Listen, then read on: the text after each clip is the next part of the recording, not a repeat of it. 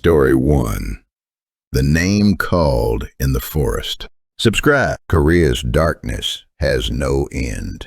The summer I was posted to Jeju Island for community service, I thought I had the easiest assignment in the country. Subtropical air. Short hour. A posting at the National Subtropical Forest Research Institute near the base of Halasan. For the first few weeks, nothing unusual happened at all. Jeju has 2 rainy seasons. The second comes in spring, when ferns push through the soil. Locals call it the fern rain. People trek into restricted mountain zones to harvest them illegally. My job, along with 3 other service workers, was to patrol those zones and turn people back. I did not enjoy the patrols. The restricted areas were dense and overgrown. Paths that looked clear bent back on themselves. The light came down wrong through the canopy, flat and gray, even at midday.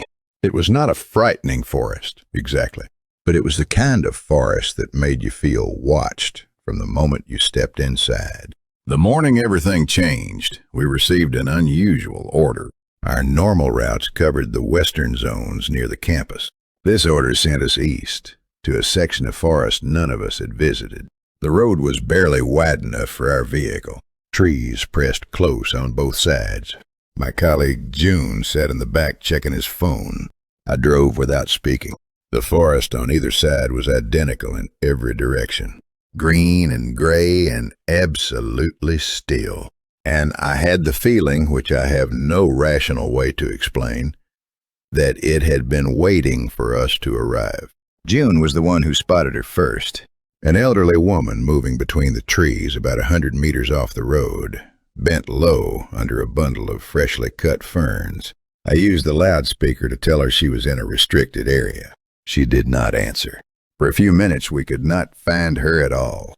Then she emerged from the undergrowth ahead of us, unhurried, as though she had been expecting us. She was small and heavy with age, dressed in layers of dark clothing despite the heat. We offered to drive her to the main road. She climbed in without comment. I turned on the radio. A song I liked was playing, and without thinking, I said to June in the back seat, "Hey, that is a good one, is it not, Juna?" The woman erupted. She did not raise her voice, but the force of her words was like a door slamming. She told me never to call someone by name in a mountain. She used language I had not heard outside of old films, words that landed like blows. She said it the way people say things they have said before to people who did not listen, who then came to regret it. We drove the rest of the way in silence. When she got out, she did not look back. We laughed about it afterward, the way young men do when something unsettles them and they refuse to admit it. June said she was just an eccentric old woman. I agreed. We filed our report, ate lunch, and resumed the patrol. At 3 in the afternoon, June said he needed to urinate. He walked off the road into the trees. He did not come back. He was gone 4 minutes before I started watching the time. 10 minutes before I got out of the car. I called his name into the trees. The forest gave nothing back, not even birds. We found him 20 minutes later, 150 meters from the road.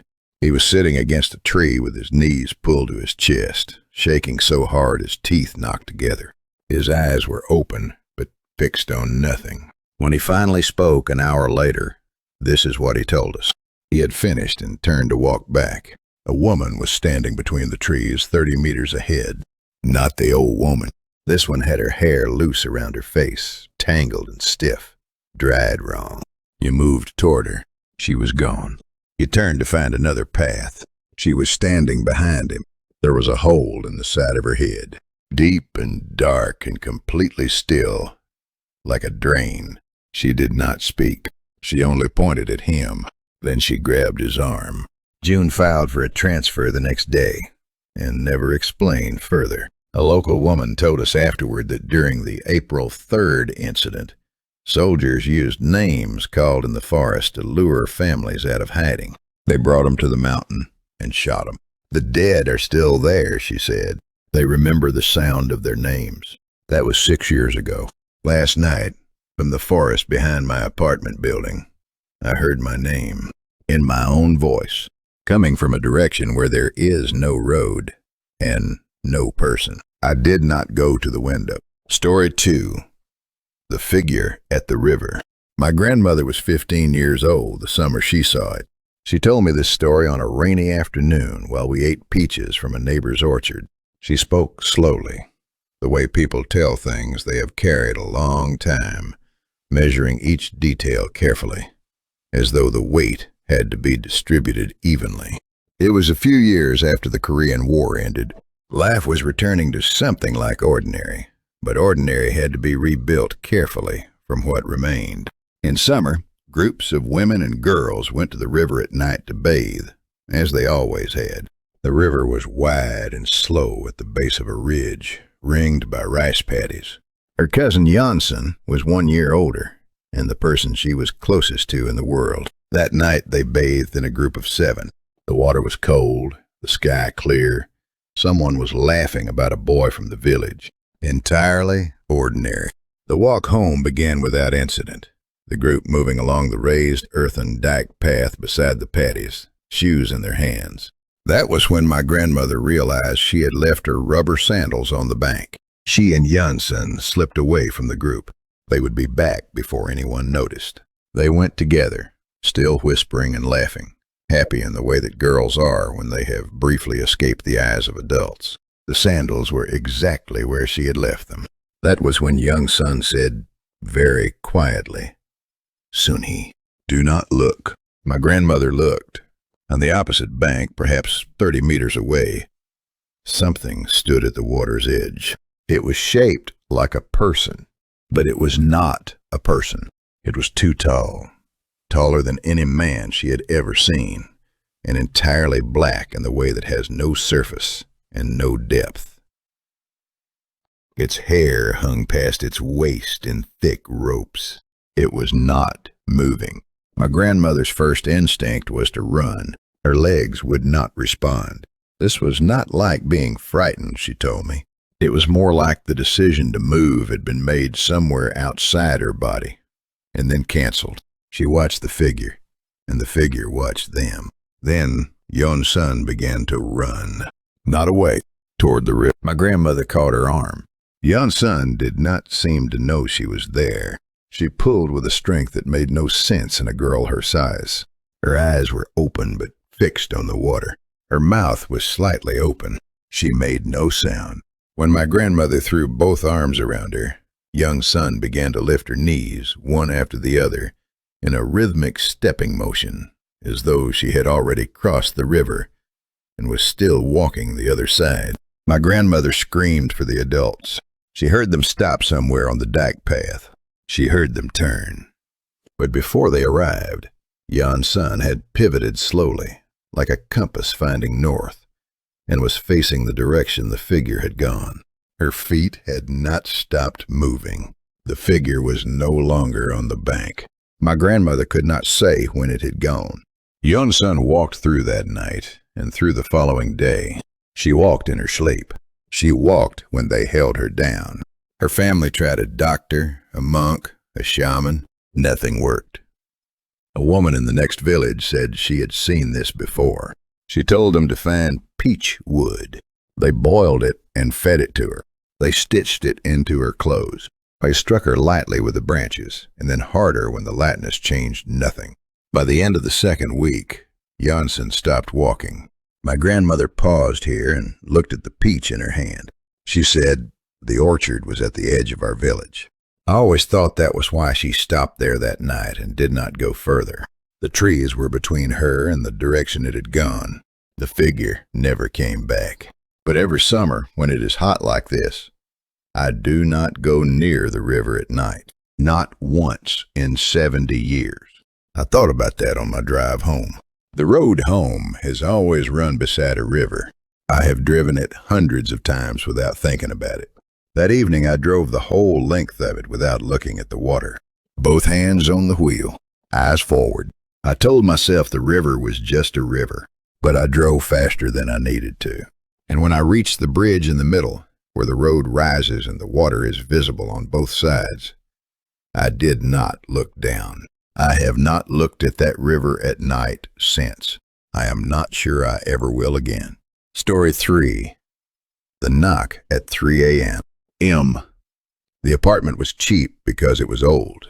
Buildings from the 80s in certain parts of Seoul carry a discount that listings call character, and that everyone understands to mean history.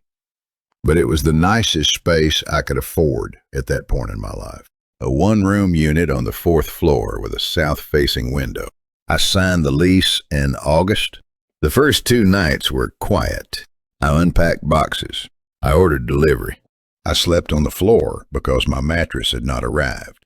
The building made the sounds old buildings make, settling and creaking through the night, but nothing that kept me from sleeping. The 3rd night, at 3 in the morning, someone knocked on my door. Not polite, not urgent.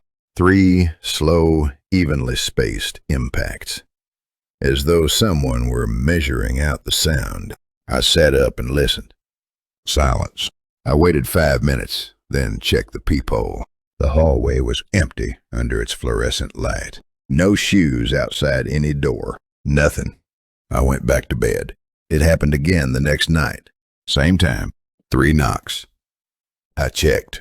Nothing. By the 5th night, I had stopped checking the peephole. I lay there with my eyes open and waited for the knocking to stop. And then I went back to sleep. I had constructed an explanation involving the pipes and the building's age and the particular way sound travels through concrete at night. The explanation was not convincing, but it was available. On the 6th night, I knocked back 3 times, hard, against my own door from the inside. Silence. Then, after 15 seconds, 3 slow knocks back. I went to the building manager the next morning. He listened in the way that means he has already decided to stop before you finish. When I mentioned the knocking, he looked past my shoulder toward the stairwell and said a previous tenant in my unit had also complained of noise. He said he had looked into it and found nothing. I asked when she had moved out. He said she had not moved out.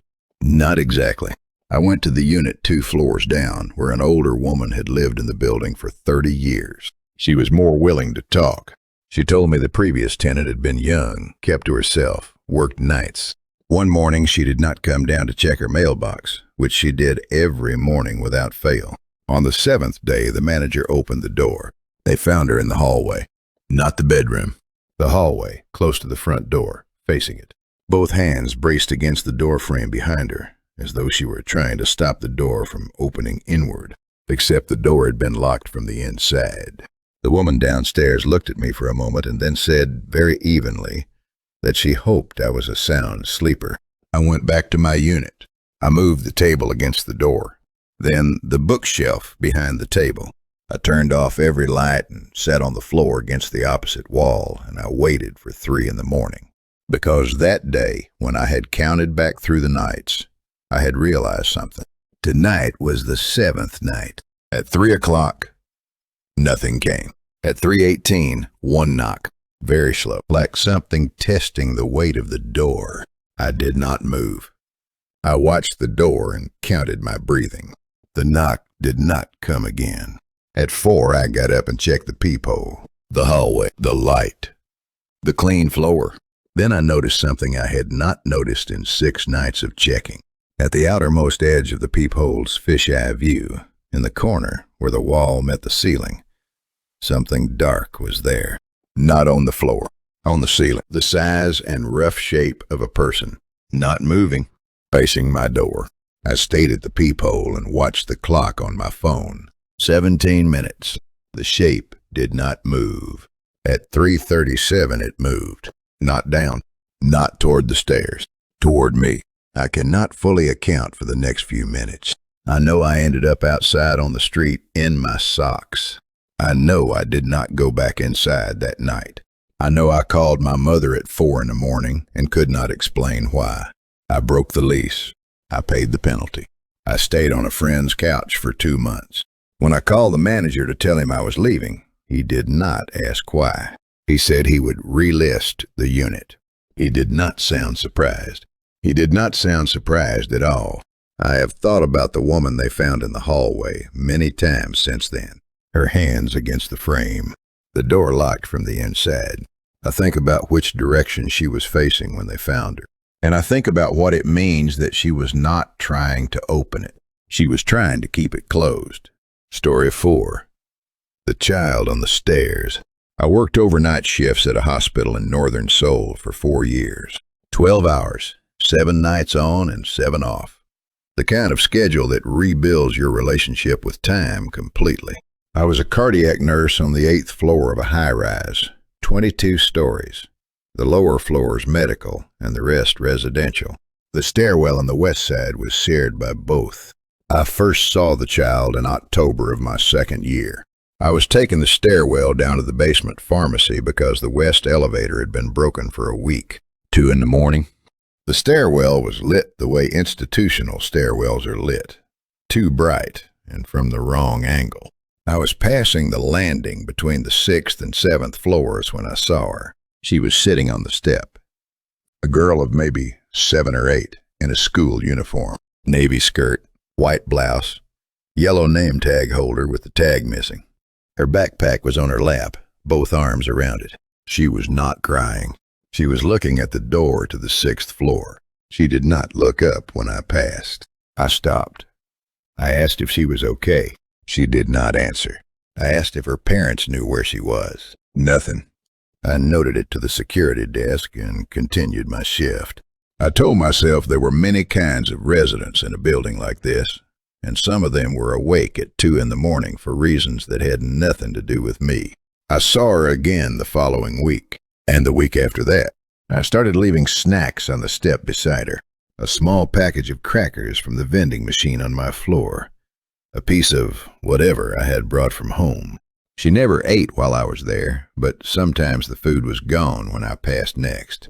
I told her I worked upstairs, that if she needed anything, she could knock on the door to the 8th floor and ask for me by name. Over the next several months, I saw her perhaps a dozen times. Always between 1 and 3 in the morning. Always on the same landing, in the same position, looking at the same door.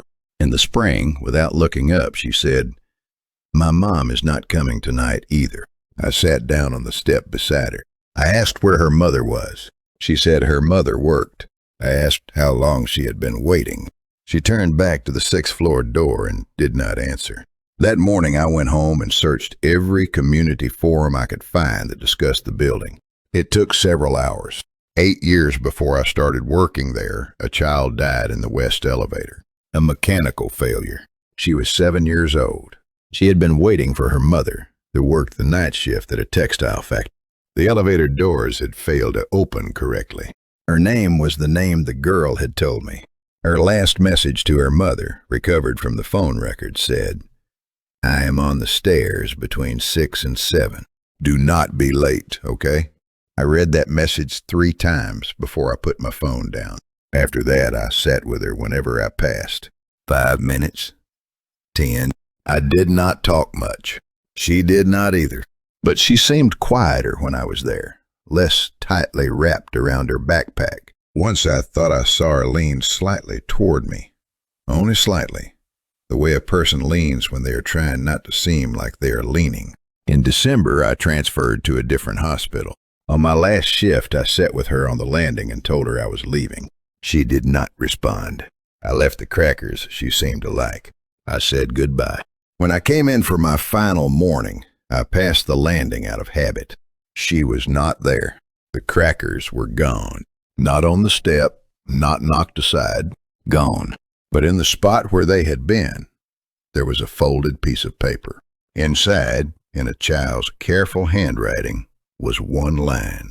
"Thank you for sitting with me. I have thought about this many times since then. I do not know what she was. I do not know if she is still on that landing or if she finally went somewhere else.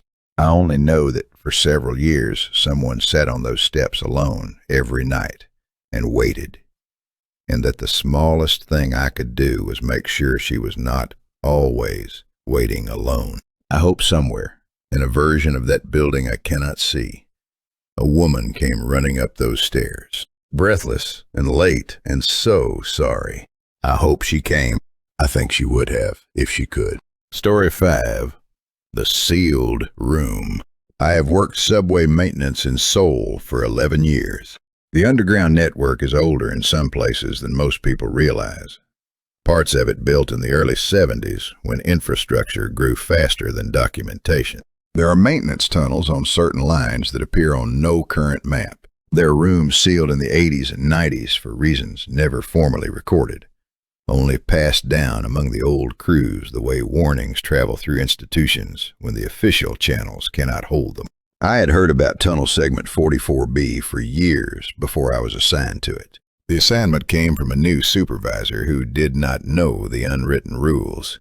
By the time the older workers could say anything, the paperwork had already been filed. The tunnel was a maintenance offshoot on Line 2, accessible through a service door in a station I will not name, leading down a short passage to a sealed secondary door. The door had been sealed in 1987. No reason on record. I was told to conduct a structural assessment. Water damage, foundation cracks, cable degradation, standard work for a tunnel approaching 40 years. I was given a flashlight, a clipboard, and a radio. The radio had no signal past the first door. The passage was unremarkable. 15 meters of concrete and old cable conduits. The sealed door was a standard maintenance door, bolted from the outside. There were scratch marks around the door frame, not from tools, from fingers. I unbolted the door. I pushed it open. I stepped inside. The room was small, 4 meters by 4, bare concrete walls. A folding chair against the far wall, rusted almost to nothing. The flashlight on the floor, dead, its plastic body cracked and yellowed with age. Beside it, a single work glove. Right hand, the dust was thick and completely undisturbed. Nothing had moved in this room for years, possibly decades. I did my assessment. Water staining on the ceiling, hairline cracks in the south wall. I wrote down measurements. I did everything a professional does in a room that is slightly too small and slightly too silent and has one chair and one glove and no reason to exist. Then I heard footsteps in the passage I'd come through. Not faint, not ambiguous. The weight of work boots on concrete coming toward the door. I turned and faced the doorway where the passage light leaked in as a thin yellow strap. The footsteps stopped just outside. I waited. I called out. Nothing. I walked to the doorway and looked down the passage. Empty. I told myself sound travels strangely in sealed tunnels. I turned back to finish my notes. Someone was standing at the far wall. I want to be precise about what I saw. It was wearing the same uniform I was wearing. When it raised its head and looked at me, I knew the face. Not because I had seen it before, because it was mine. Not similar, not a distortion. My face, exactly, looking back at me from across a room no one had entered in 38 years. I left the door open when I ran. When I reached the station platform and got back into the light and noise, I stood near a group of late commuters and did not move for several minutes. I told myself shadow and exhaustion and the strange acoustics of underground spaces. I almost believed it. My supervisor asked about the assessment. I said the room had serious structural issues and should be resealed and left alone. He filed the report without questions. 3 months later, one of the older maintenance workers told me what had happened in that room. In 1987, a worker entered it to repair a cable junction. He did not come back out. The search team found the room empty, the door still bolted from the outside. No explanation was ever recorded. His name was in the log from that year. Before I opened that door, I had not known it. After I saw the face of the figure standing at the far wall, I looked it up. I needed to understand what I had seen. It was not my face. It was his. I had misrecognized it in the shock of the moment, my brain filling in what it expected. What I saw was his face looking at me after 38 years alone in that room, wearing whatever shape would make someone stop running long enough to understand. I transferred to a different line. The door has been resealed. The older workers nodded when I told them and said nothing.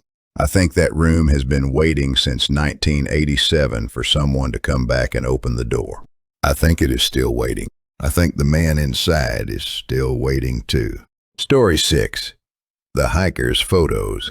I have hiked alone since I was 19. 23 years of solo weekend trips, pre-dawn trains, mountain shelters, the particular silence that exists at altitude when the wind drops and everything goes still. I know how to be alone in the mountains. I am not someone who frightens easily out there. My safety habit is this. Every 30 minutes, I take a photograph with my phone. Location, direction, whatever is ahead of me. If something happens, whoever finds my phone can reconstruct exactly where I was and where I was going. A simple system. I have never had reason to change it. The trip to Sarexan was late September, 3 years ago. Perfect conditions. Autumn foliage just beginning. Trails dry, sky clear from ridge to ridge. I took the eastern approach, a route I had done twice before. Planned summit arrival at 2 in the afternoon. I took my photographs every 30 minutes, as always. 11 photographs before reaching the summit. At the top, while eating the kimbap I had packed, I scrolled back through them. Clear shots of the trail, the views, the turning leaves. Then I looked more carefully at the backgrounds. In the first photograph, far back among the trees, perhaps 200 meters behind me on the trail, there was a dark shape, a figure standing still between the trunks. I had not seen anyone on the trail that day. From the trailhead, I had been completely alone. I scrolled to the second photograph. The figure was closer. In the second photograph, the dark shape was nearer, still among trees, but less far back. In the third, it was at the edge of the trail itself. By the fifth photograph, it was perhaps 80 meters behind where I had been standing. By the seventh, it was 30. By the ninth, it was close enough that I could see it had no clear features, no visible face or clothing detail. Just a dark, vertical shape in the exact proportions of a standing person. The 10th photograph showed only an empty trail and a shadow falling at a wrong angle across the path. The 11th photograph, taken 20 minutes before I reached the summit, showed nothing behind me on the trail at all. I looked at my final photograph then. The summit, my bag propped against a rock, the sky above it. And behind where I had been sitting approximately 2 meters back, the same shadow, falling across the rock behind me. I turned around. The summit was empty. 2 hikers I had passed an hour earlier were visible far down the south face. Nobody else, nothing else. I took a photograph of the area directly behind me. I have not opened that photograph again. I did not delete it. It sits in my camera roll. Its thumbnail a small gray rectangle, slightly darker on one side. Every time I scroll past it, my thumb slows. I have not pressed it open. There is something I need to tell you about the direction the figure was walking. It was not following me from behind. I went through the photographs again that night with this question. Which direction was the figure moving? In photograph 1, it was deep in the trees, far behind me on the trail. By photograph 7, it was 30 meters back. This suggested it was behind me and closing the distance. But something did not fit.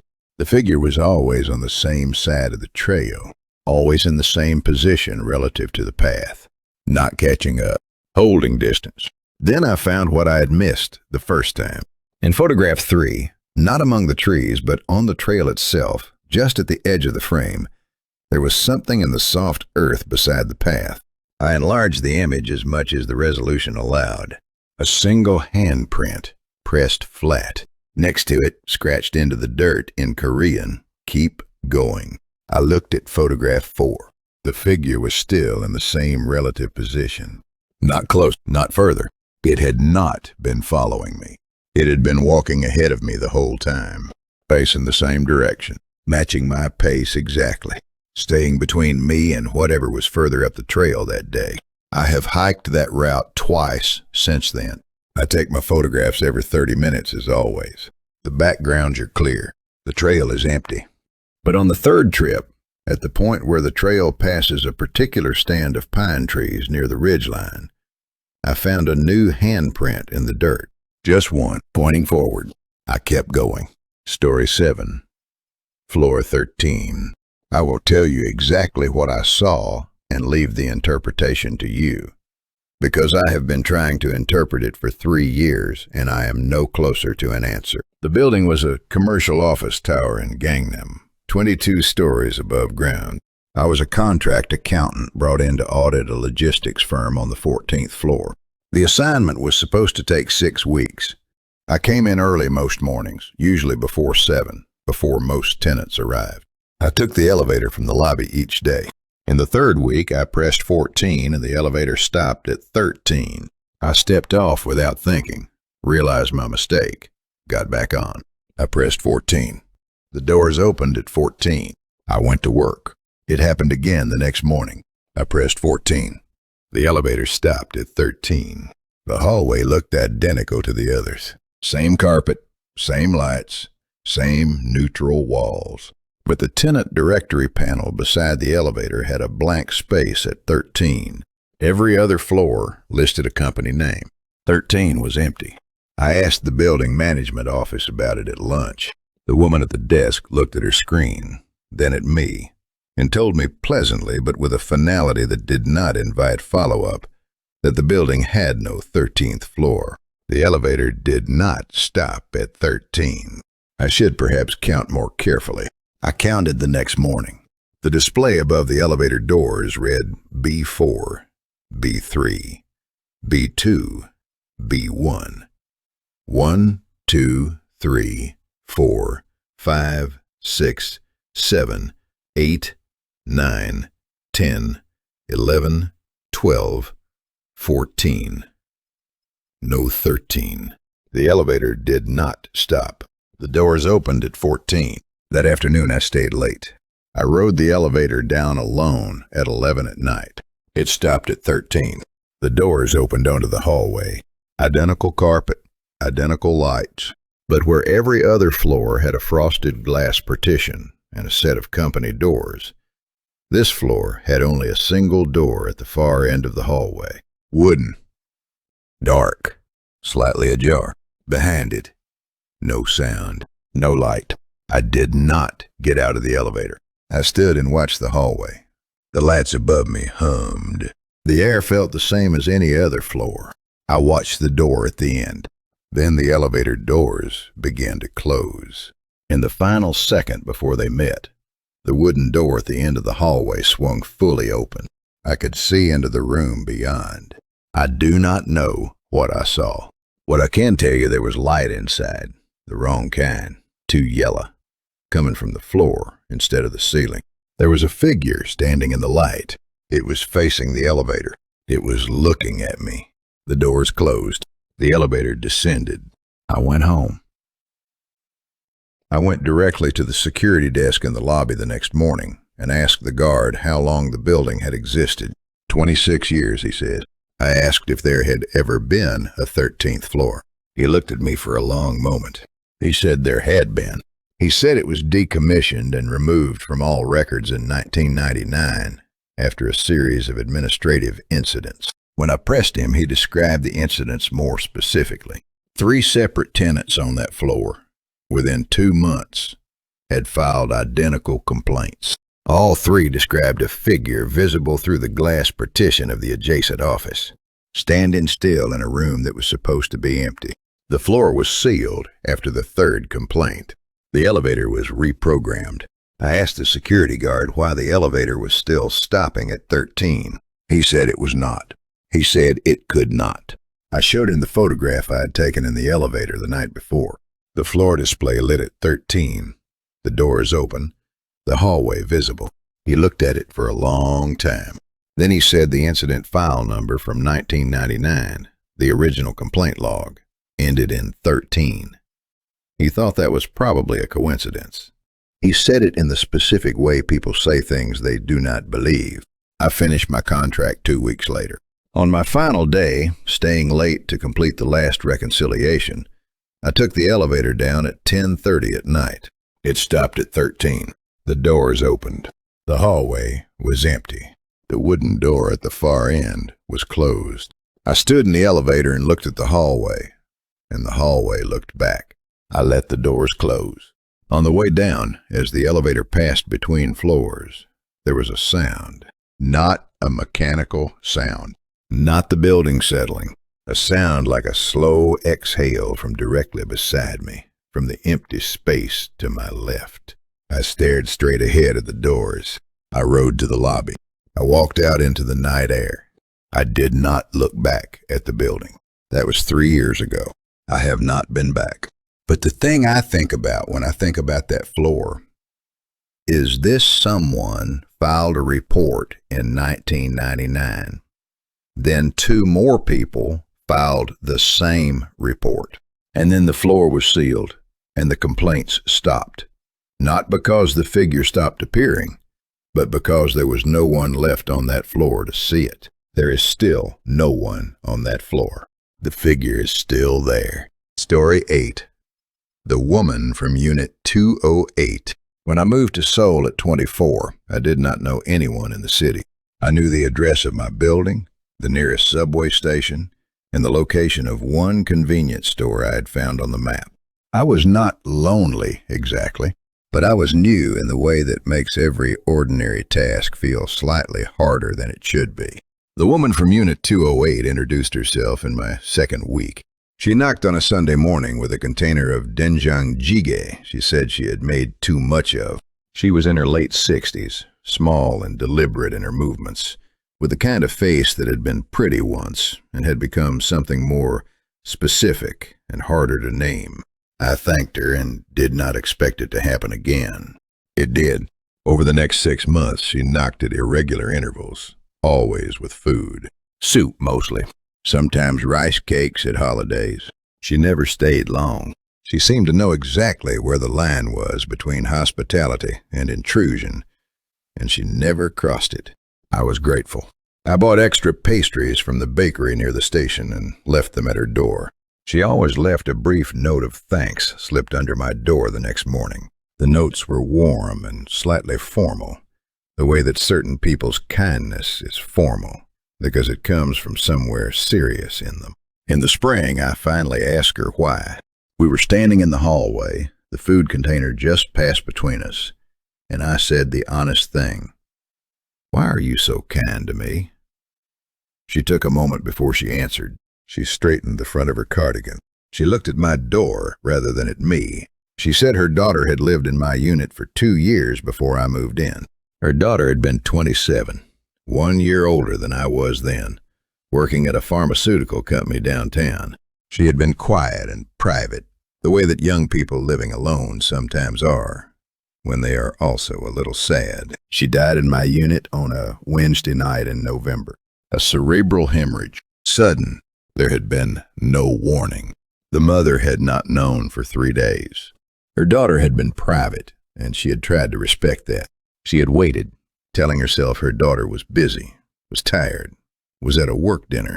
3 days before she thought to call the building manager. She did not say anything more about how it had been found. She just looked at my door and then at me and said she hoped I was eating enough and that I should let her know if I needed anything. I could not speak for a moment. After that, I knocked on her door sometimes just to talk. Not always with food, sometimes with nothing, just a reason to sit at her kitchen table for half an hour. She made tea. She asked about my work in the specific way that meant she was actually interested. She told me small things about the neighborhood, which shops were honest and which were not, which alley to avoid in the rain. When I left the building 2 years later, she stood in the lobby and waved until the elevator doors closed between us. I carried that wave with me for a long time. I thought about her often after I moved. Seoul is large enough that people drift apart without any particular decision being made. I thought about calling, but I had never taken her number. I thought about going back, but I never found an occasion that seemed adequate. 4 years later, a call from an unknown number. A young woman who had moved into my old unit 6 months earlier. She had found something in the kitchen drawer and wanted to return it. She said there was a name written on the outside, and she had traced it through the building management office. It was a folded piece of paper with my name on the front. She read it to me over the phone. 3 lines. The woman from Unit 208 said she hoped I was doing well. She said I'd been very good to her and she was glad she had known me. She said she was getting older and did not always have as much time as she used to, and that I should take care of myself and not live alone forever. She said, eat warm food. You are the kind of person who should be surrounded by people who love you. I asked the young woman when she had found it. She said it had been in the drawer since she moved in. She did not know how long it had been there. When I hung up, I looked the building up on a community forum. The woman from Unit 208 had died the previous spring. Her neighbors had placed flowers in the hallway. She had put that note in the drawer before she died. She had known I would come back for it, eventually. She had known I would need it. She was right. Story 9. The delivery that never arrived. Night delivery in Seoul is its own world. After midnight, the city rearranges itself. The daytime version, with its traffic and noise, gets replaced by something quieter and stranger, and the people who work in it develop a different relationship to the streets. I started doing night delivery at 26 because the pay was better, and I preferred working when the city felt like it belonged to fewer people. I stayed at it for 4 years. The rule is simple. You go where the order sends you. You find the building, find the unit, ring the buzzer, hand off the package. Most nights, this is entirely routine. The first time I went to Building 3 of the Hangbach Apartments was in late February. The order was for Unit 901. Fried chicken, large, paid online. I found the building, rode the elevator to the 9th floor, found the unit. The door was dark underneath, no light inside. I rang the buzzer 3 times. Nothing. I called the number on the order. It rang without answer. Standard procedure when there is no response is to wait 10 minutes, try again, then leave the order at the door with a pickup notice. I did this. I noted it in the app and moved on. The same order appeared in my queue 4 nights later. Same unit, same building, same item, paid online. I went back. Dark door, no answer, no response to the phone. I left a second notice. On the way out, I checked the building directory mounted by the mailboxes. Every unit listed a tenant name. Unit 901 was blank. I asked my dispatcher about it. He checked and said it had been placed through the regular app, valid credit card, valid phone number, delivery address confirmed. The account was in a woman's name and had been active for some time. He told me to try again. The 3rd time, I knocked on the door across the hall first. An older man in slippers answered and looked at me with the expression of someone who is not surprised, but has decided to seem inconvenienced. I asked about the tenant in 901. He said she had been a quiet woman, worked irregular hours. He had not seen her in some months. There had been a smell, briefly, and then a truck had come and people had taken things away. After that, the unit had been empty. He said this in the flat tone of someone reporting the weather, and then he closed his door. I called the building manager the next morning. She confirmed Unit 901 had been vacant for 6 months. The previous tenant had died in the unit alone. Estimated time of death was 5 days before she was found. I asked about the name on the delivery account. It matched the deceased tenant. I asked when the account had last placed an order before this series of deliveries. She told me the date. It was the night before the estimated time of death. I sat in my car in the building lot for a while after that call. The 9th floor was visible from where I was parked. Unit 901's window was dark. It had always been dark, every time I came. But the window was slightly open, just a crack, the curtain barely moving behind it in the night air. The orders did not stop appearing in the system. My dispatcher confirmed this weeks later. Every few nights, an order from Unit 901 would enter the delivery queue, get assigned to a driver, and get flagged when the driver reported it undeliverable. The platform removed the account. The account reappeared. I told my dispatcher I would not take orders from that address again. He understood. He did not ask me to explain. I want to be precise about one thing.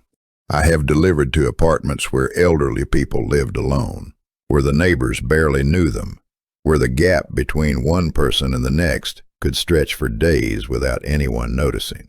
I have left food outside many doors in the dark. But this is what I think about when I think about Unit 901. She ordered food because she was hungry. She was hungry late at night, the way that people who live alone are hungry. When the evening has gotten long and there is no one to remind you to eat, and you finally pick up your phone and order something so the night feels less empty. She placed that order. She waited. Nobody came. And then, somehow, she kept waiting. I drove past the building once more on a different route many months later. I looked up at the 9th floor. The window was dark. The curtain was still. I did not stop, but I thought about her order sitting in the system, regenerating itself every few nights, looking for someone to bring it home. Some deliveries never arrive. Some people never stop waiting for them. Story 10. The Shadow Before Death. I want to be careful how I tell this because I am a medical professional and I work within a system that requires precision. But I have carried this for 6 years and I believe in the reality of what I witnessed. And I think there is a difference between believing something and understanding it. I worked nights in the ICU at a university hospital for 6 years. I saw deaths in the range that an ICU nurse sees. Some quiet, some sudden, in the specific way that death in a monitored environment can still be sudden. I developed the professional distance that makes this kind of work survivable. I was, by all assessments, very good at my job. I first noticed the shadow in my 3rd year. The patient had been stable for 2 days, recovery tracking well after cardiac surgery. At 2:45 in the morning, I was at the nursing station. When I looked through the window into his room, there was a shadow on the ceiling above his bed that had not been there during my previous check. The room's light sources had not changed. Nothing in the room was moving. The shadow had no object to cast it. It moved slowly, the way shadows move when their source shifts. Except nothing in that room was shifting. He died at 5 that morning. A clot. Sudden. Not predicted by his monitoring. I told myself it was coincidence. Shadows do strange things in hospital rooms. The equipment and the light and the angles. I put it aside.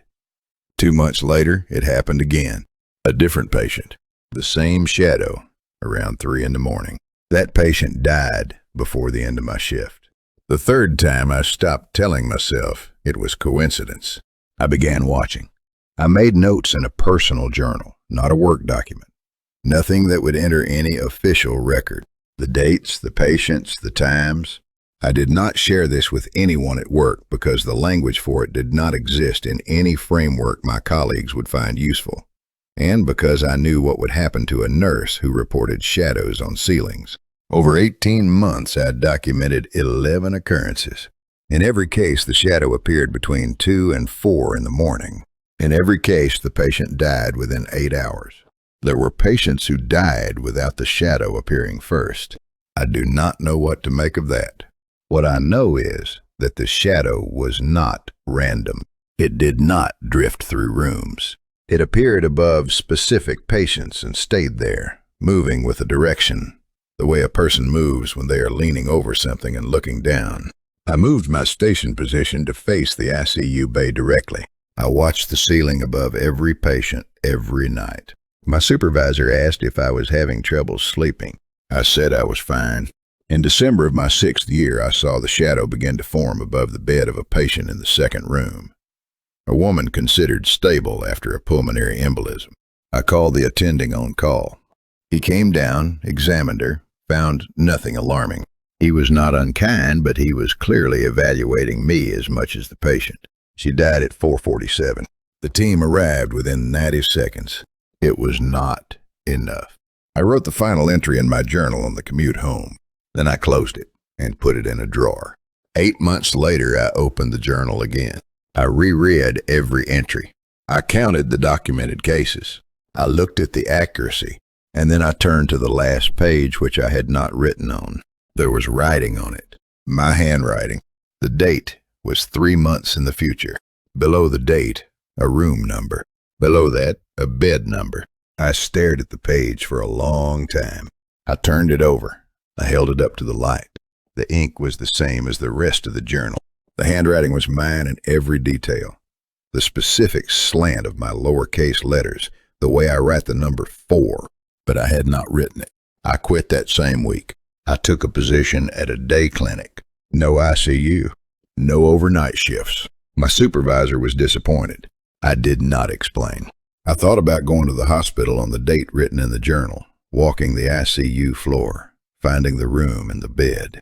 I thought about it many times. I wanted to understand what I would find there, but I also understood that I might be what I would find there.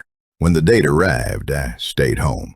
I sat by the window and watched the street and did not go near the hospital. I have not gone back. Somewhere on a ceiling in that building, I believe the shadow is still moving, still leaning over someone, still doing whatever it has always done in the hours before morning. I do not know what it was. I do not know whose handwriting that was. I know they were the same. Story 11. The Trail That Loops. The thing about mountains is that they accept no argument. You can be experienced and prepared and have hiked 1,000 trails without incident, and the mountain will take none of that into account. I learned this the first time I hiked alone as a teenager. I have relearned it many times since. I am 52. I have hiked Jirisan alone every autumn for 19 years. I know the trail system on that mountain better than I know most streets in the city I live in. I know the markers, the shelters, the watersheds, the way the light falls on the upper ridge after 2 in the afternoon. I am not someone who gets lost. On the third Saturday of October 2 years ago, I left the northern trailhead at 6:30 in the morning. Clear sky. Leaves at peak, a route I had done 8 times before. I was carrying 3 days of food for a 2-day trip, rested and confident and entirely in my element. At approximately 10 in the morning, I passed a rock formation I recognized, a large red painted boulder at a trail junction. The paint was faded but still visible. I had passed this same boulder about 40 minutes earlier from the opposite direction. I noted it as odd and checked my map. According to the map, I was on the correct trail, moving east-northeast. I kept walking. 40 minutes later, I passed the boulder again. I stopped. I checked my compass. Working. I oriented the map. By both tools, I was still moving in a consistent direction, but I was at the same boulder. I sat down and ate some food. I drank water. I said the rational things to myself clearly and with conviction. Loop trail I had misread. Not the same boulder, but only similar. Misjudged distance. I said these things, and then I walked again. The 4th time I reached the boulder, I stopped in front of it and did not move for 2 hours. I watched both directions of the trail. No one passed. The forest was absolutely still. My phone had no signal, but was functioning. I checked the time. I took photographs. Everything was correct, except that I had now reached this boulder 4 times from 2 different directions, on a trail that should have taken me straight through. Then I noticed what was on the face of the boulder. I had always approached from the south side, where the paint was most visible. The north face, where I was sitting now, had marks scratched into the stone beneath the faded paint. 4 sets of tally marks, each set of 5, the 5th crossing the 4. Someone had been here 4 times. Someone had counted. Below the last mark, a knife, blade buried in the stone, almost to the hilt. I reached for it without thinking. The handle was warm, not slightly warm. Warm in the specific way of something recently held. The stone around it was cold. The air was cold. But the handle, in the shadow of the boulder, on a mountain in October at 10 in the morning, was warm as skin. I took my hand back. I did not pull the knife out. I stood up. I took out my own gear and made a decision I would walk due east and not stop and not look back. I set my compass. I took 1 step and then another. 130 steps later, I came out of the tree line onto a wide fire road I recognized. I was 2 kilometers from where I should have been if the trail had behaved normally. I walked the fire road to the nearest shelter and spent the night there with 2 other hikers I did not speak to. When I returned to Seoul, I looked up trail reports for that section of Jirisan on hiking forums. On the second page of results, I found a post from 11 years earlier. The same boulder, the same loop, the same description of arriving at it 4 times, the same warmth of the knife handle. The author had written the post after coming home. They said they had not gone back to finish whatever the trail was asking them to do. They said they did not know what that was. No one had replied to the post. The author had not posted again after that. I went back to Jirisan the following October. I took the same route. I passed the boulder once, and then the trail continued, and I did not pass it again. The boulder looked the same. The scratched marks were still there. The knife was still in the stone. There was a 5th set of marks now, scratched below the others. I do not know when they were made. I do not know whose hand made them. I did not add a 6th. Story 12. The Last Passenger. I drove the night bus for 14 years on the same route, the 1100 line between Incheon and a small neighborhood in western Bucheon. Not a glamorous route. The last few runs each night carried almost no one, just the occasional factory worker heading home, or a group of young people too tired to talk. The city goes quiet past midnight in a way that is actually peaceful once you get used to it. I like the night runs. The woman boarded at the last Incheon stop on a Thursday night in November, 3 years before I retired. The stop was a covered shelter on a road beside a canal, lit by a single overhead light. She was elderly, small, in a heavy winter coat. She had a cloth bag hanging from one arm. She sat in the first row, which most passengers avoid. She looked out the window as I pulled back onto the road. After a while, she said, without turning toward me, "My son used to pick me up here, but he is busy." She said it the way people say things they have said many times and no longer expect an answer to. I said it must be nice to have a son who comes for her sometimes. She said yes, he was a good boy. He just did not always know when she was coming. She did not always call ahead. She talked for most of the ride. This happens with elderly passengers on late runs more than you would think. The night is long and the seats are empty, and sometimes people need to say things to a set of ears that will hear them. She told me about her house near a persimmon tree she had planted with her husband many years ago. She said the tree was old now, and the persimmons had gotten smaller, but they were still sweet. She said she worried about leaving the stove burner on when she went out. She said her son came by on weekends when he could. She talked about these things the way people talk about the structure of a life they have lived a long time, touching each piece to make sure it is still there. I asked where she wanted to be let off. She named a road I knew, a residential street along the edge of a hillside. I had driven past it many times. What I knew about that street, which she perhaps did not know I knew, was that a stretch of it ran alongside the outer wall of a hillside cemetery. The old kind, the stones set into the slope, the trees grown tall between them. I pulled to a stop at the road she had named. She thanked me and stepped down. I watched her in the mirror as she walked away, steady and deliberate, the cloth bag at her side. She did not look back. She walked with the specific sureness of someone who knows exactly where every crack in the pavement is. I drove on. I thought about her for the rest of the shift. The persimmon tree, the son who came on weekends, the burner she worried about. 3 days later, I mentioned her to the dispatcher at the end of my shift. He looked up from his clipboard. He asked me to describe her. Then he made a phone call. She said the tree was old now, and the persimmons had gotten smaller, but they were still sweet. She said she worried about leaving the stove burner on when she went out. She said her son came by on weekends when he could. She talked about these things the way people talk about the structure of a life they have lived a long time, touching each piece to make sure it is still there. I asked where she wanted to be let off. She named a road I knew, a residential street along the edge of a hillside. I had driven past it many times. What I knew about that street, which she perhaps did not know I knew, was that a stretch of it ran alongside the outer wall of a hillside cemetery. The old kind, the stone set into the slope, the trees grown tall between them. I pulled to a stop at the road she had named. She thanked me and stepped down.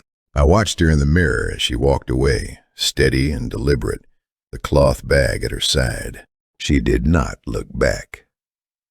She walked with the specific sureness of someone who knows exactly where every crack in the pavement is. I drove on. I thought about her for the rest of the shift. The persimmon tree, the son who came on weekends, the burner she worried about. 3 days later, I mentioned her to the dispatcher at the end of my shift. He looked up from his clipboard. He asked me to describe her. Then he made a phone call. Story 13, Storage Room B. The job listing said previous experience preferred but not required, which at 23 meant I was hired before the interview ended. Night shift. Convenience store in a residential neighborhood in Suwon. Midnight to 8. The manager, a man in his 40s with the efficient tiredness of someone who has trained too many people he will never see again, gave me the orientation in 40 minutes. Store layout, register system, delivery protocol, cleaning procedures.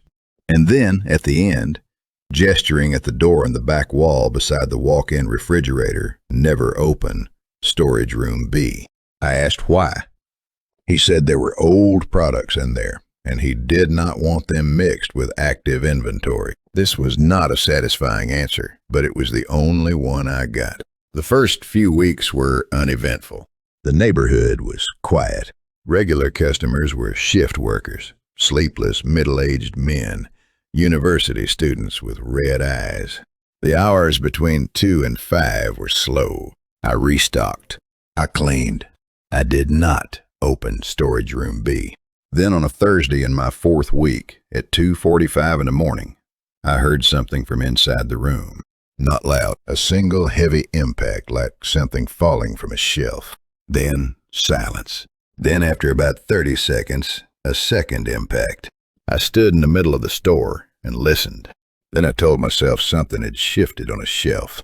Product settles. This was normal. I went back to the counter. 15 minutes later, it came again. Impact, silence. Impact, same interval, same weight. The manager did not respond to my texts. By the 4th night, I had made a decision. I stood in front of the door for several minutes, rehearsing the explanation I would find inside. Fallen boxes, rats, a shifted product load from delivery. I told myself these things were possible and probable, and I was about to confirm one of them. Then I opened the door. The storage room was approximately 4 meters deep, shelves on both sides, mostly empty, boxes stacked at the back, a fluorescent light that flickered once and then held. No fallen product, no rats, nothing on the floor that could have caused the sounds I had heard. I was about to leave when I noticed the floor.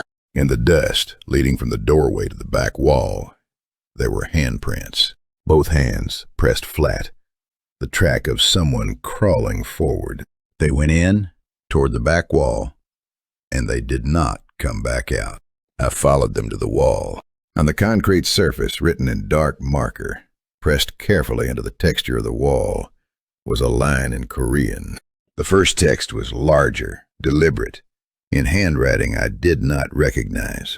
She opened it too. Below it, in smaller and more cramped handwriting, a line I had to read twice before it fully reached me. My name, my full name, first and last, written by someone who knew it. I took a photograph. I left the store. I texted the manager that I was leaving early and would explain in the morning. Then I walked to the bus stop in the open air and waited for the first morning bus and did not look back at the store. The manager called at 6. I told him what I had found and sent him the photograph. He was quiet for a long time. Then he asked if the handwriting under my name matched the larger text above it. I said no. Different handwriting. Different pen. He was quiet again. Then he said that smaller handwriting is mine. 7 years earlier, when he had taken over the store, he had opened Storage Room B out of curiosity on his first week. He had found the large text already on the wall. She opened it too, in handwriting he did not recognize. Below that space, His own name had been written. His full name, first and last, in his own handwriting, which he had not put there. He had written the line beneath it, his name, as a way of marking that he had seen it, so the next person would know they were not the first. He said he had never found out whose handwriting the original text was in. He had never found out who the original she was. He had managed the store for 7 years and had eventually stopped thinking about it. I asked him what he thought it meant. He said he thought the room remembered everyone who opened it. He thought it wrote their names down. He thought it had been doing this for a long time. I did not go back to the store. Somewhere on that back wall, below my name, there is now a blank space, waiting for whoever opens the door next, waiting to write down one more name. Story 14. The Handprints. We moved into the apartment in March, my husband and our daughter G.A., who was 4. The building was 22 years old, recently renovated. The previous tenant had left it well. Fresh paint, new kitchen fixtures, and a window in the living room that faced west and caught the afternoon light in a way that made the whole room feel warm from 2 o'clock on. G.A. liked the window. She discovered earlier that breathing on the glass left fog she could draw in with her finger. She spent a lot of time there in the first weeks. Children do this with new spaces. They test what responds. I first noticed something wrong in the second month. I was cleaning the glass one Sunday afternoon, working from the inside with a spray bottle. The window faced the exterior of the building and was on the 7th floor. No ledges or balconies outside it. I sprayed the glass, and as the cleaning fluid spread, I saw them through the wet surface. Handprints on the outside of the glass. Small ones, child-sized. Both hands pressed flat, fingers together, on the outside. On the outside of a 7th floor window with no surface to stand on. I told myself it was residue from window work during the renovation. A worker pressing against the glass from scaffolding outside. I used this explanation for 2 weeks.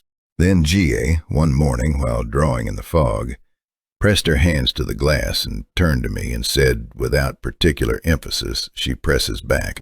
I said, who presses back? G.A., said the other girl. G.A. said they played a game. She pressed her hands to the glass from inside, and the other girl pressed her hands from outside, and their handprints matched up. She said it in the flat, matter-of-fact way that children describe things they consider ordinary.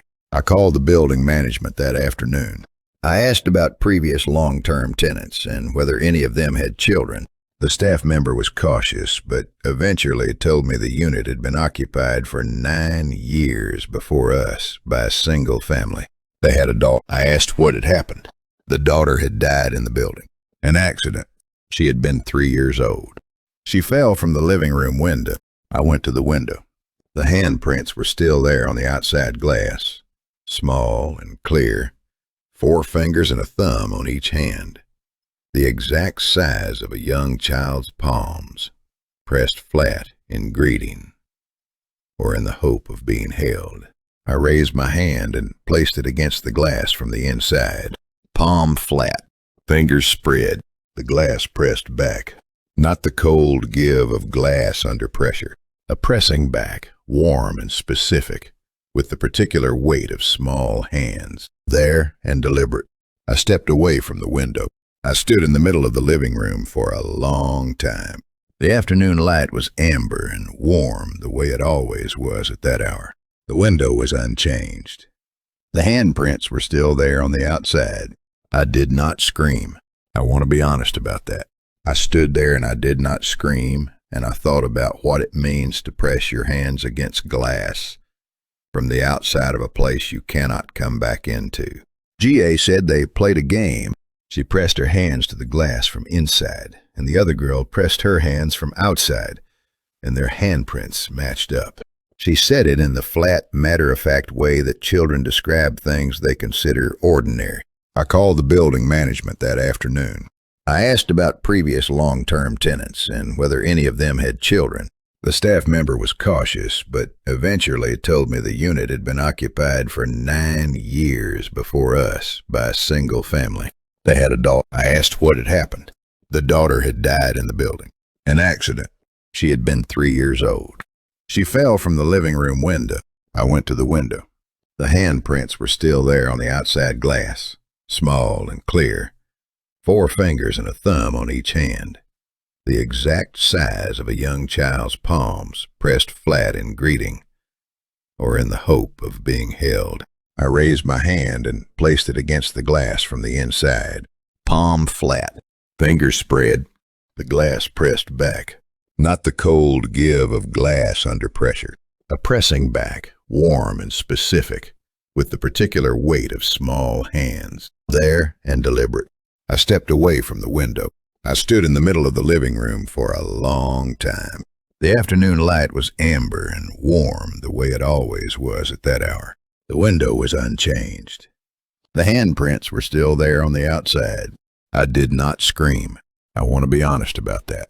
I stood there and I did not scream, and I thought about what it means to press your hands against glass from the outside of a place you cannot come back into. Story 15. Signal. My sister Mireille died in November, 8 months before any of this happened. She was 24. A car accident on the expressway. The kind that is over before it begins and offers nothing to hold on to afterward. Her phone was never found. I replaced her number in my contacts with a memorial note and moved through the months the way you move through them when something necessary has been removed from the structure of your life. Carefully, without looking at the gap too directly. On a Wednesday night in July, I was at home watching something on my laptop with the sound low when my phone lit up. A text from Mireille's number. No message. Only a location pin. Dropped in real time. Current location. Updating. The pin showed a point approximately 2 blocks from where I was sitting. I looked at my phone for a long time. The rational part of me said, someone found the phone. Someone powered it on. The rational part of me said this several times, clearly and with conviction. Then I put on my shoes. The location the pin pointed to was in front of a shuttered restaurant on a side street I had walked hundreds of times. The windows were papered over. The sign was faded. The street was empty. I looked at the ground in front of the restaurant.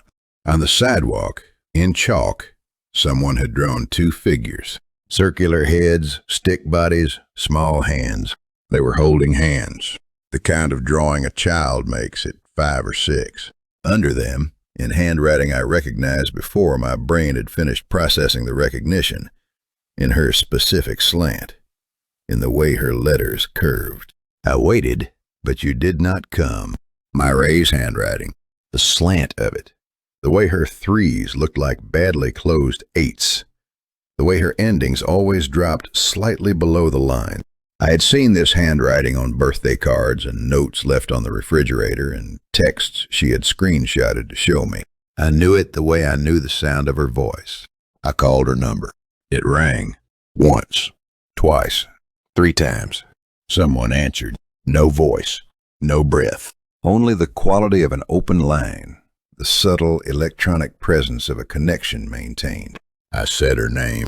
I said it twice. The line stayed open and silent. Then something came through it. A sound small enough that I held the phone tighter to my ear to hear it. It could have been breathing. It could have been wind.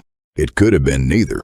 Then the signal went to 0 bars, and the battery indicator on her phone, wherever it was, read 0%. The call ended. I sat down on the curb in front of the shuttered restaurant in the dark, and I did not get up for a long time. The chalk drawing was still on the sidewalk, the 2 figures holding hands. Under them, her handwriting. I took a photograph. I sat with the photograph for a long time. I thought about where her phone was. Somewhere in scrub beside the expressway, or in a drain, or wedged under a concrete barrier, powering on once more after months in the dark, finding just enough charge to send a single pin and wait for me to come. I came as fast as I could. I stayed until the cold pushed me up off the curb. Then I walked home and I put Mireille's number back in my contacts as her name because taking it out had been a decision about what I could stand to see, and I had now decided I could stand it. The pen was the only message I ever received from that number. I had the phone company confirm the account was technically still active. The automatic payments running for months in the chaos of those first weeks never canceled. The phone itself was never recovered. I went back to the street on the anniversary of her death. The chalk was long gone, rained away. The restaurant was still shuttered. I stood where the drawing had been. I said her name out loud. I said I was sorry I had not come sooner. I said I was there now. The street was quiet. A woman walked a dog at the far end. A light was on above the restaurant. Nothing happened. But here is what I want to tell you. When we were children and Myra was scared, she would come to my room at night and knock very quietly. I would open the door and she would just stand there. She never asked to come in. She never said she was frightened. She just stood there in the doorway until I moved aside and let her through. We had this system for years, and we never named it. I stood on that sidewalk on the anniversary, and I thought about the drawing. 2 figures holding hands, her handwriting underneath. She had come to my door. I moved aside. I will always move aside. Story 16. Grandmother's Drawer. My grandmother lived alone in the same house in Jeonju for 41 years. She had moved there with my grandfather when their children were young, and had stayed after he died and after the children left, and after the neighborhood changed around her, until she was the oldest resident on the street by 2 decades. She grew tomatoes in front and persimmons in back. She refused an air conditioner on the grounds that she had survived every previous summer and saw no reason to start accommodating this one. She died in April of last year, peacefully, in her bed, which was the only way she would have agreed to go. She was 86. I went to the house alone in May to clear the remaining drawers. My mother had done the larger task already.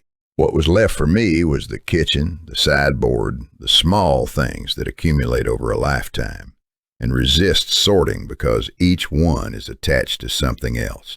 I worked through the first drawer: kitchen tools, old receipts, rubber bands from decades of newspapers, ordinary things. Then I opened the second drawer. Inside was a stack of envelopes, 30, perhaps 35, each one sealed and stamped, each one addressed in my grandmother's handwriting. The addresses changed across the stack. My school dormitory address, my first apartment in Seoul, the place I had lived for 7 years in Mapo, my current address, which I had moved to only 6 months earlier. She had known. She had updated them. Every envelope had a date written in the corner. March 14, my birthday. Every year, I opened the earliest one first. Inside, a handmade card, a folded piece of paper with a flower drawn on the front, and inside, a message in her handwriting, at whatever age she had been when she wrote it. The message was what she would have said to me in person if she had been the kind of person who said the things she felt. She was not that kind of person, so she had written them instead. And she had kept them instead of sending because she had not wanted either of us to be embarrassed by the weight of it. I sat at the kitchen table and opened them one by one. Each card was a year of her, preserved at the exact age she had been when she wrote it. I watched her change across the stack, her handwriting shifting, her concerns moving from practical to philosophical to something quieter, her voice becoming more certain in some places, and in others more honest in the way that very old people become honest when they have given up worrying about how they are perceived. She told me in one card that she had worried about me for years and then one day stopped worrying because she realized I was going to be fine and had probably always been going to be fine. She told me in another that she was proud of me in ways she had never found an occasion to say. She told me in another that my grandfather had loved me very much and that he would have told me so himself if he had been less stubborn about showing it. I sat at that table for 2 hours. Then I picked up the last envelope. The last envelope was addressed to my current address. In the corner, the date, March 14. This year, my birthday next month. On the front, below the address, she had written in smaller letters for this year, "Since I will not be here." Inside was the card she had written for a birthday that had not yet happened when she died. She had written it sometime in the months before April, when she was still well enough to sit at this kitchen table, knowing she was running out of years and choosing to fill the remaining ones. The card said, "I know I will not be there this year. I think you know that too. But I wanted you to have something from me anyway, because I have given you something on every birthday since you were 3, and I see no reason to change that now. You turned out well, better than you think you did. I hope you find someone to eat with, because I worry about you eating alone. I hope you are sleeping enough. Keep the window cracked at night, even in winter. You always slept better with air moving. I love you from wherever I am." The postmark on the envelope was dated 3 weeks before she died. I sat on the kitchen floor because the chair no longer seemed adequate.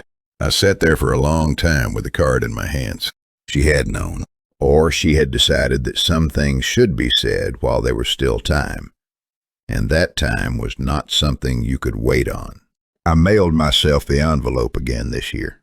I will keep doing it. She taught me that. She taught me everything, slowly, without saying so, the way the best teachers do. Story 17. The Rest Stop. I drove trucks on the Gyeongbu Expressway for 9 years, the main highway between Seoul and Busan. 5 hours straight through. Most drivers take it in stages, stopping at the rest areas every 60 or 70 kilometers. I had stopped at every one of them enough times to know which vending machine was cold and which bathroom had the broken fan. The night this happened, I was making a southbound run, leaving Seoul just after midnight, aiming for Busan by 6. Clear conditions, thin traffic, nothing unusual. I pulled into the Gimcheon rest area at about 2 in the morning to use the bathroom and get a coffee. There was one other vehicle in the lot when I arrived, a gray sedan parked in the far corner under the one floodlight that had gone out. Engine running, headlights on, no one inside. I noted this the way you note things that are slightly off at 2 in the morning on an empty highway.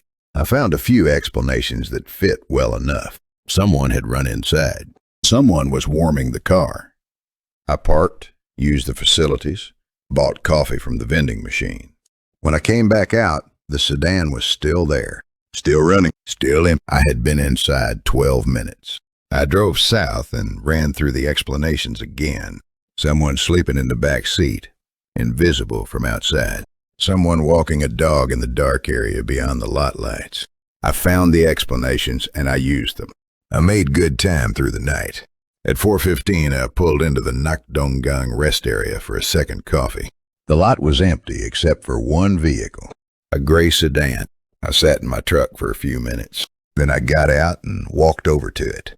Engine running. Same sound, I thought, though I could not have said with certainty. Headlights on. No one in any seat. I leaned down to look through the driver's window. Empty front, empty back. A coffee cup in the center holder, steam still visible from the surface. Doors locked. No footprints around the car and the light frost on the asphalt. No frost on the car itself, as though it had arrived recently, or as though it had been running too long to cool. I went inside and asked the rest area attendant if they had seen a gray sedan arrive. She had been at the counter since midnight and had seen no such car come in. I called my dispatcher. He logged it and told me to continue my route. I walked back out to the lot. The gray sedan was gone. I looked at every corner of the lot, the access road, the highway entrance. Nothing. In the time I'd been inside, no more than 3 minutes, it had left without passing any exit I could see from where I stood. I got back in my truck. I drove south.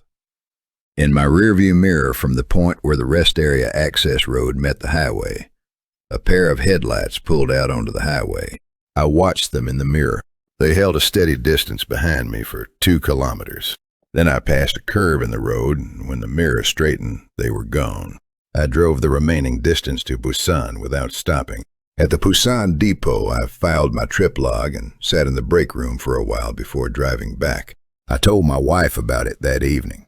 She said I had probably seen the same car at 2 different stops, that gray sedans were common, that I had been tired and my brain had connected 2 events into one pattern. She was not wrong to say this. 2 weeks later, I took the same route. At the Gimchan rest area at 2 in the morning, a gray sedan was in the far corner of the lot, under the same dead floodlight. Engine running, empty. I did not get out of my truck. I sat and watched it for 5 minutes. Then I pulled back onto the highway without stopping. In my mirror, from the far corner of the lot where I had left it, the sedan's headlights came on. I watched them move through the lot toward the exit. I drove faster than I needed to. I have taken that route many times since. I stop at different rest areas now. I have not seen the car again. The dead floodlight in the Gimcheon lot is still not replaced. I check every time I pass. Still dark. Still the same dead corner of the same lot. Here is the thing I have thought about for 2 years. A car on a highway rest stop, running, empty, appearing and disappearing. There are explanations. I have used all of them. But late at night, on a long straight road, when the traffic is thin and the lights are few, the thing I keep coming back to is this. Whatever was driving that car was not stopping to rest. It was waiting. I do not know what it was waiting for. I do not know if it found it. Story 18. The water tank. The apartment was old. The building had been constructed in 1978, and the bones of it were visible in the low ceilings, and the particular creak of the floors, and the way hot water came out of the tap cold first, and then warm after 3 or 4 seconds. I had been living alone for 2 years, and had learned to think of these things as character rather than deficiency. The rent was cheap. The neighborhood was quiet. I could afford to live there without a second job. The water had a slight taste. I noticed it within the first week. Not strong, not chemical, just a faint quality I could not precisely identify. The way river water tastes after it has been filtered and refiltered until almost everything is gone, but not quite all of it. I bought a filter for the tap. The taste remained, faintly, at the back of the throat after swallowing. By the second month, the water was slightly off in color. Not dramatically, not yellow, just not fully clear in the way that water in a glass can look when something has been dissolved in it and is settled. I held a glass up against the white wall in the kitchen and looked at it for a long time. I called building management. They told me the rooftop water tank would be inspected. The maintenance worker came on a Tuesday. He went up to the roof through the door at the end of my floor's hallway. I did not see him come back down. I assumed he had used a different stairwell. When I called building management at the end of the day, they told me the worker had submitted his resignation that afternoon without filing a report. I called 3 more times over the following week. Each time I was told the inspection was being rescheduled. Each time someone would be in touch. Nobody came. On the 12th day, I went up myself. The roof access door was unlocked. The afternoon was overcast. The city spread out gray in every direction. The water tank was at the far end of the roof, a large rectangular structure of corrugated steel, painted green, with a maintenance hatch on top. The paint was old. The hinges were rusted. I climbed the side and opened the hatch. The water inside was dark. Not deeply, not black, but dark in the way that water becomes when something has been in it long enough to change it. I had brought a flashlight. I turned it on and moved the beam across the surface. I saw hair first, long, dark, floating loose at the surface, spread like a water plant in slow current. Below it, in the water, a shape, what remained of a shape, not distinguishable in detail. Not after this long. I stepped back from the hatch. I stepped back until I was at the far edge of the roof, with my back against the parapet. I called the police from there. I answered their questions when they arrived. When they confirmed what I had found and determined the remains had been in the water for months at minimum, they asked me when I had first noticed the water tasting unusual. I told them week 1. I had been living there for 3 months. The building manager arrived while the police were still on the roof. He looked at the tank. Then he looked at me. He said the previous tenant found it too. That is why she moved out in October. October was 4 months before I moved in. She had found it, moved out, and told no one. The building manager had known and rented the unit again and said nothing. I went back to my unit while the police were still on the roof. I stood in the kitchen. I turned on the tap. I watched the water come out. The same faint color. The same slight quality at the back of the throat that I had been tasting every morning and cooking with every night for 3 months. I stood at the sink for a long time. I was thirsty. That was the thing I kept noticing. Standing there watching the water run, I was thirsty in the deep physical way you are thirsty after crying or after a long walk. A thirst that comes from the body rather than the mind. I stood there and I noticed it and I watched the water run and I did not drink. I turned the tap off. I left the unit that night.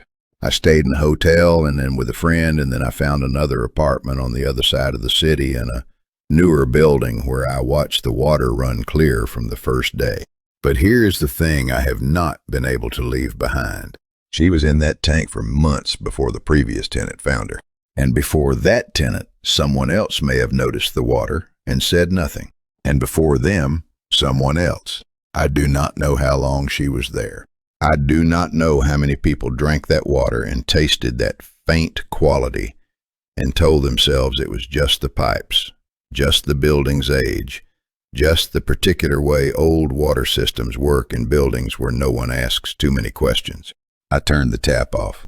I have not decided what to do about still being thirsty.